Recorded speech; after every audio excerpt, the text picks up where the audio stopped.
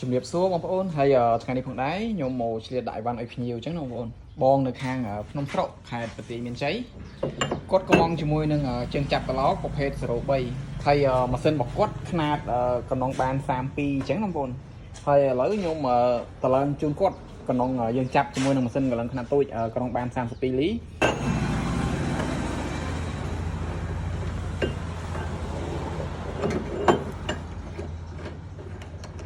ហើយឥឡូវខ្ញុំកំពុងចាប់តេស្ត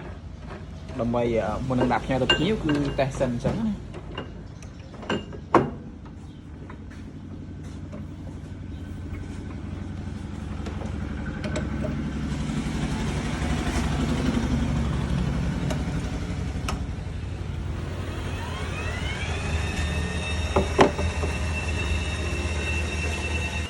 ហើយឥឡូវមកតេស្តជូនគាត់អញ្ចឹងបងប្អូនត្រង់ល្អហើយមុននឹងដាក់ផ្ញើទៅគឺតេស្តជូនគាត់ជាស្រេចសិនតែបានដាក់ផ្ញើទៅគាត់ដឹងថាត្រង់ឬក៏មិនត្រង់អញ្ចឹងបងប្អូនហើយឥឡូវសម្រាប់បងប្អូនដែលគាត់មានតម្រូវការត្រូវការប្រភេទជាមួយនឹងជើងចាប់ត្រឡោកប្រភេទ03អីអាចកំងបានព្រោះជើងចាប់ហ្នឹងគឺខ្ញុំធ្វើតាម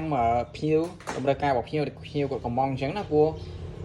ដែលធ្វើហ្នឹងគឺម៉ាស៊ីនកលឹងរបស់គាត់ប្រភេទខ្នាតទូចកំណងបានតា32លីហើយអាហ្នឹងបាន38អញ្ចឹងបងប្អូន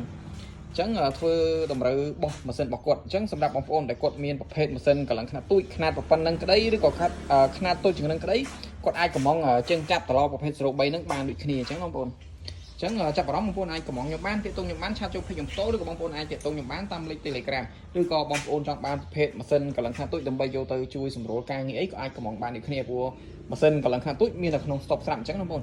អរគុណ